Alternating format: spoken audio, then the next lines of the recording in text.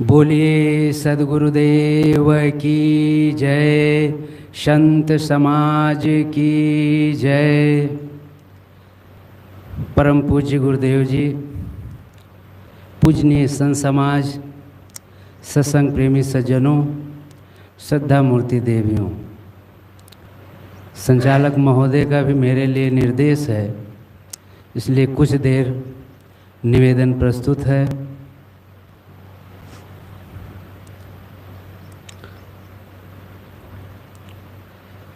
मानव मन वर्तमान समय में हमेशा असंतुष्ट रहता है, इसलिए वह सदैव अतीत की यादों और भविष्य की कल्पनाओं में उलझा रहता है। कभी संतुष्ट नहीं होता है, इसलिए जीवन में दुख बना रहता है।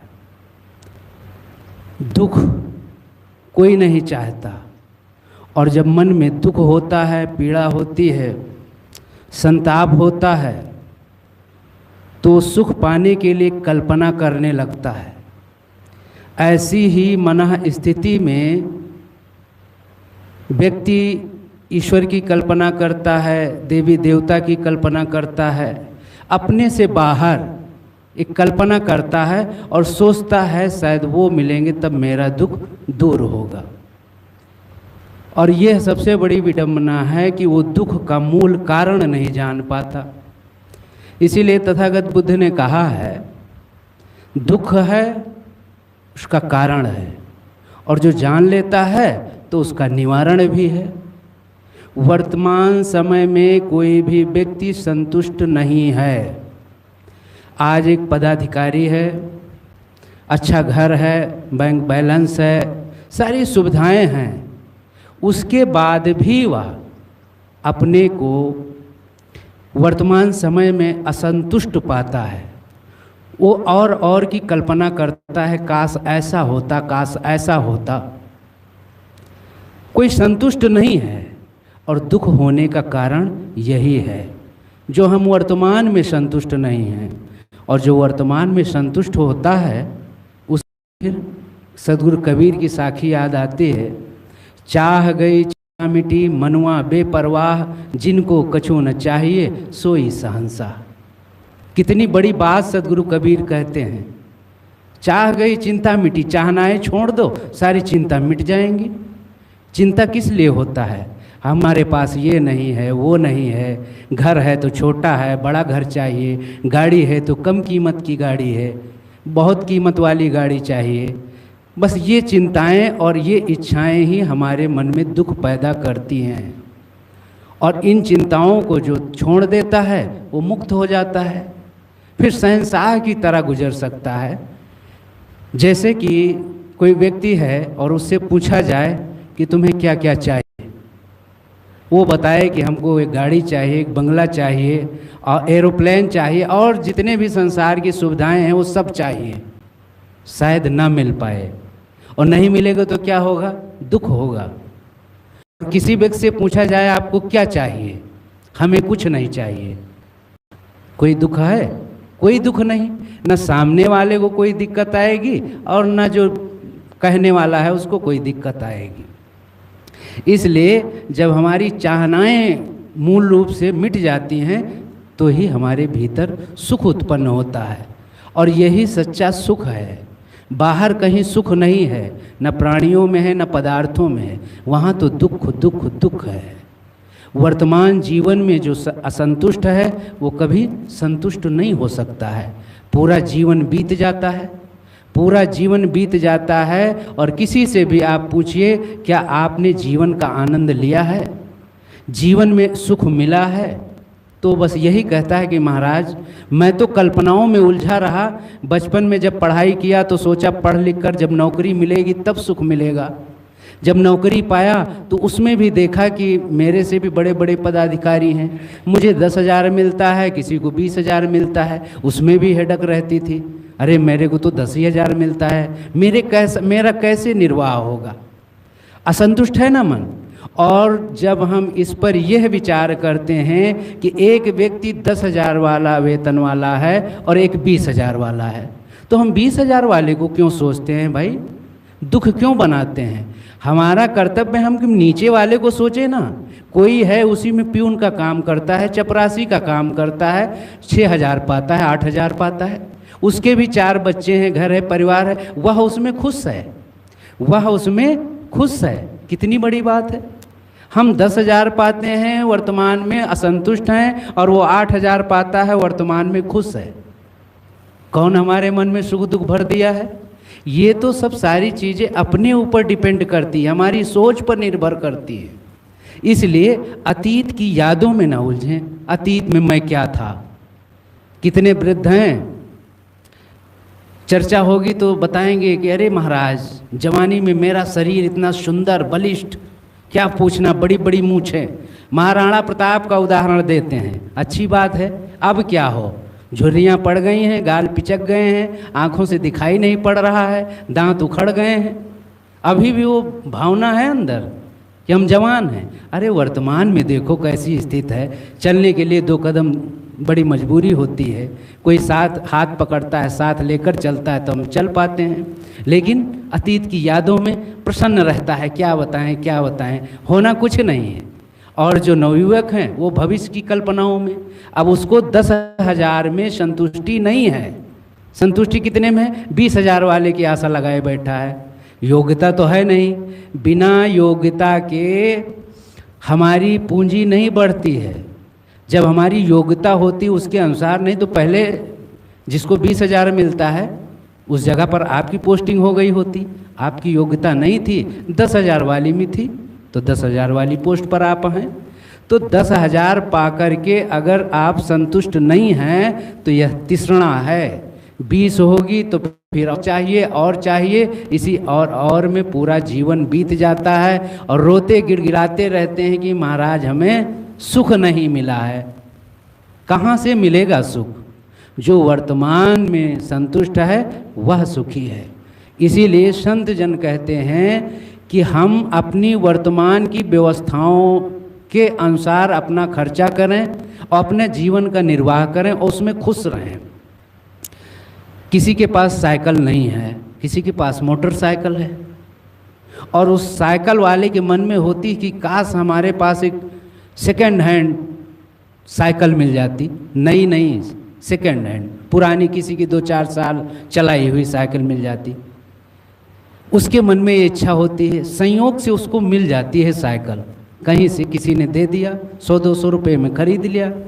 अब साइकिल खरीद लिया वह, और साइकिल खरीद के जब घर लाता है तो उसके बच्चे प्रसन्न, उसकी बीबी प्रसन्न, अगरबत्तियाँ जलाई जाती हैं। एक इमेज आया था, छोटा सा फोटो भेजा था किसी ने, और उस पर यही वाक्य लिखा था कि खुशियाँ प्राणी पदार्थों पे डिपेंड नहीं करते, अपने ऊपर डिपेंड करती, हमारी सोच के ऊपर डिपेंड करती हैं। उनका घर परिवार एक सेकेंड हैंड साइकिल में कितना प्रसन्न, आरती अगरबत्ती जला रहे हैं कि हमारे घर में एक साइकिल आ गई है, और हम हैं कि हमारे पास खाने को है, बढ़िया रहने के लिए है, चलने के लिए साधन सुविधाएं हैं। उसके बाद भी हम रोते रहते हैं, गिड़गिड़ाते रहते हैं, महाराज सुख नहीं है, महाराज सुख नहीं है। तो सुख कहाँ से मिलेगा, बाहर से नहीं मिलेगा। इसीलिए बुद्ध ने कहा दुख है और उसका कारण है तो उसका निवारण है। उसका निवारण यही है कि वर्तमान समय में हम संतुष्ट होना सीखें। कैसे सीखें, मान लो हमारी 5 रुपये कमाई है पर डे की, मंथली 150 रुपया हो जाता है, तो 150 रुपये में हम अपने घर का खर्चा, बच्चों की पढ़ाई लिखाई, ये मिनिमम मैं बता रहा हूँ, आज 150 में कुछ नहीं होगा महंगाई के ज़माने में, एक एग्जाम्पल दे रहा हूँ। तो इसलिए नीचे रख दो। इसलिए 150 रुपये में अगर हम संतुष्ट हैं और अपने घर का निर्वाह करते हैं तो खुश रहेंगे और प्रसन्न रहेंगे। लोग सोचते हैं, किसी से पूछा जाए कि आप अपने शरीर से संतुष्ट हैं, किसी भी व्यक्ति से पूछ लीजिए। एक से एक रूपवान से मैं पूछा, एक बड़े सुंदर स्मार्ट, उनको दाढ़ी बाल मूंछ नहीं आई थी, बिल्कुल चिकने चुपड़े और गोरा रंग, बढ़िया बलिष्ठ शरीर। उनसे मैंने पूछा, क्या आप अपने शरीर से संतुष्ट हैं? पहले तो मौन रहे 2 मिनट, उसके बाद कहे कि नहीं महाराज, इसमें कमी है। हमने कहा क्या कमी है? वो कहे कि मैं चाहता था मेरी आँखें बिल्कुल कली जैसे हों, अचार की कली बताए, अचार की कली कैसे फांका होता है उस प्रकार की हो। तो हमने कहा भैया आपकी आंखें अगर अचार की कली हो जाती तो क्या आप बहुत दूर तक देख लेते क्या? भाई आंखें हैं, दिखाई पड़ रहा है ना, इसमें संतोष होना चाहिए। अब उसकी बनावट के ऊपर झूल रहे हो इधर से उधर, तो संतोष नहीं है किसी को। और दूसरे व्यक्ति से पूछा, थोड़ा कुरूप थे, उनसे पूछा आप अपने शरीर से संतुष्ट हैं? उन्होंने कहा कि महाराज अगर मेरा शरीर जो ये भाई है ना, इनके जैसा होता तो मुझे बड़ा अच्छा लगता। बताइए, एक दूसरे के शरीर को देखकर वो कल्पना करते हैं कि मेरा शरीर ऐसा होता तब मैं खुश होता और संतुष्ट होता। तो वर्तमान में कोई संतुष्ट नहीं है और इसीलिए जीवन में दुख है। हमारा शरीर है, जैसा भी है प्रकृति ने हमें दिया है, बस अब इसको नहा धो के साफ सुथरा रखना है, कपड़े साफ सुथरे पहनना है, रोग व्याधि आती है तो दवा के माध्यम से उसको ठीक करना है। और उसके बाद हमारी आंखें ठीक हैं, कान ठीक हैं, हाथ पैर ठीक हैं, तो हम कर्म तो कर सकते हैं ना। और जैसा मिला है अब इसका बदलाव तो नहीं हो सकता है। और इसका बदलाव करने के लिए को एक एक्टर था, डांसर, वो बहुत डॉक्टर रखा तो बड़ा खर्चा किया अपने शरीर पर। और डांसर बड़ा फेमस था, अमेरिका का था, तो बहुत किया लेकिन मर गया। वो सोच रहा था मैं 150 साल तक जीऊँगा, लेकिन 50 के भीतर ही समाप्त हो गया। तो कहाँ सुख मिला? भाई जो हमें वर्तमान में उपलब्ध है, अगर उसमें हम जीने का प्रयास करते हैं तो इससे बड़ा संतोषी और सुखी कोई नहीं हो सकता है। और नहीं तो ये दुनिया तो ज्यों-ज्यों आगर है। हमारे पास एक तल्ले की बिल्डिंग है तो किसी के पास 4 मंजिल की है, 5 की है, और आज तो सैकड़ों मंजिल की बिल्डिंगें बनी हैं। एक से एक पारदर्शी कांच लगे हैं, ऐसे ऐसे पत्थर लगाए गए हैं, बहुत रुपया खर्चा किया जाता है, लेकिन उनसे पूछो क्या आप संतुष्ट हैं? तो नहीं हैं। लेकिन संतजन और जो सज्जन लोग हैं, जो सुख चाहते हैं, वो भूत भविष्य को फेंक देते हैं। न भूत में आनंद है न भविष्य में है। भूत की बातें याद करके बस केवल मन हर्षित होता है थोड़ी देर के लिए, वाह क्या था मैं, मेरे पास पहले ये था, थोड़ा हर्षोल्लास हो जाएगा, मन हर्षित हो जाएगा। लेकिन भविष्य की कल्पनाओं में तो उलझा व्यक्ति सेक चिल्ली के सपने देखता है। वो जितने सेक चिल्ली के सपने देखता है कि अंडा होगा, अंडा खरीदूंगा, फिर मुर्गी होगी, धंधा करूंगा, बकरी लूँगा, भैंस लूँगा, और ऐसे सोचते सोचते कहता है फिर जब भैंस लूँगा तो बढ़िया दूध होगा, फिर बढ़िया दूध बेचेंगे, फिर मकान बनाऊंगा, शादी करूँगा, और शादी करने के बाद और फिर अपने दरवाजे पे बैठा रहूँगा, बच्चे हो जाएंगे तो उनकी उसकी बीवी है, वो बच्चों से कहेगी जाओ पापा से कहो कि खाना खाने के लिए आएँ। तो मैं बाहर बैठे बैठे रौब में बोलूँगा नहीं आऊँगा, मैं अभी नहीं खाऊँगा, और सिर हिला दिया, मटकी गिर गई, चकनाचूर, पुलिस वाले ने 2 बेंत लगाया और उसकी कल्पना चूर हो गई। तो ऐसी सेक चिल्ली की कल्पनाओं में आनंद नहीं मिल सकता। यदि आप आनंद चाहते हैं तो वर्तमान में संतुष्ट रहें। वर्तमान में हमें जो प्राप्त है वही पर्याप्त है। अगर ऐसा नहीं है तो आप जिंदगी में खुश नहीं हो सकते। कोई भगवान, कोई देवी, कोई देवता आपको खुश नहीं कर सकता है। अगर खुशी चाहते हैं तो जितना मिला है, उस दिन एक साखी सदगुरु कबीर की है, उन्होंने निवेदन किया है, मानो एक ईश्वर से भक्ति निवेदन कर रहा हो कि साईं इतना जी दीजिए जामे कुटुंब समाए, मैं भी भूखा ना रहूं साधु न भूखा जाए। कितनी बड़ी बात कहती। और मैं समझता हूँ आज के युग में इतना सबके पास है। जरूरी नहीं है कि हमारे घर अतिथि आ गए हैं, साधु सज्जन आ गए हैं तो हम उनको हलवा पूड़ी खिलाकर ही उनका स्वागत करें। हमारे पास जो है नमक रोटी है, संतों को खिलाएं, संत भी प्रसन्न रहेंगे। भूख मिटाना है, वो चाहे हलवा पूड़ी से मिटाओ, चाहे नमक रोटी से मिटाओ।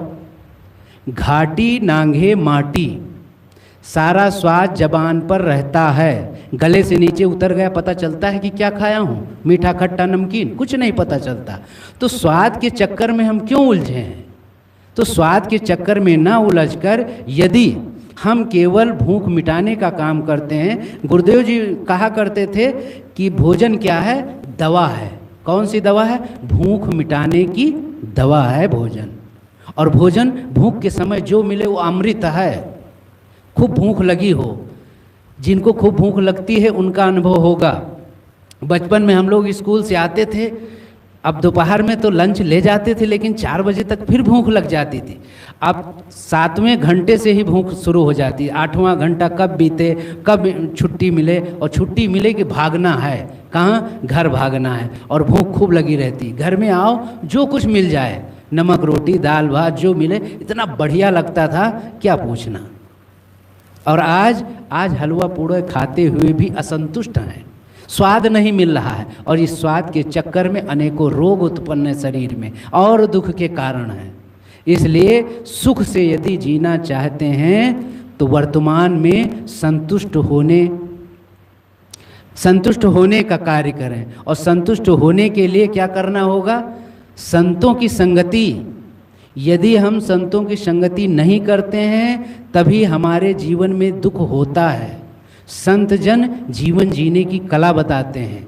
बाकी आप जाइए, मंदिर में जाइए, मूर्ति के सामने आप 4 घंटा बैठिए और खूब निवेदन करिए मूर्ति से, चाहे जोर जोर से करें और चाहे अजपा जप करें, जैसा भी करें, वो मूर्ति आपको कुछ नहीं बताएगी। ना तो बताएगी, ना तो आपका समाधान करेगी। आप अपने मन से समाधान कर सकते हैं, लेकिन यदि आप संत के पास जाते हैं और संत के पास जाकर अपनी व्यथा को बताते हैं, अपने प्रश्न रखते हैं, तो उसका समाधान मिलता है। और वही समाधान हमारे जीवन में सुख का कारण बनता है। इसीलिए संसार में, समाज में संतों का महत्व है। संतों की महत्ता पूरा काल से रही है। संत हमेशा स्वयं कष्ट सहकर दूसरों को प्रकाश देने का काम किया है, सुख देने का काम किया है। इसीलिए मंसूर को सूली पे चढ़ा दिया, ईसा को क्रॉस पे लटका दिया, सुकरात को जहर दे दिया, कबीर साहब को बहुत यातनाएं दी। क्यों? क्योंकि वो दूसरों के सुख के लिए प्रयासरत रहे।